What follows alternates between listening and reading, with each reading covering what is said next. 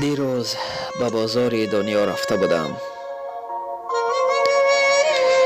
نرخ مهر نهایت بلند شده است. نرخ وجدان خیلی خیلی ارزان. خاک سیاه. انصاف را عموما نیافتم. عموما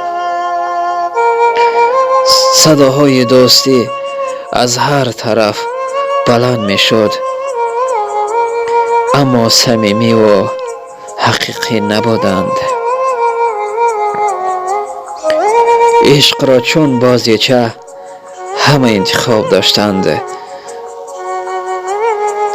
قدر و قیمت در زیر قدم ها همچون سنگ توده پریشان شده بود. در کنار بازار دلها به گدایی مشغول بودند. آنها به ایمان خیلی خیلی نیاز داشتند. آه زندگی،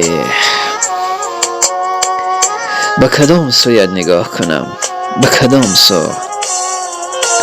هر طرف نگاه میکنم درد و غم است.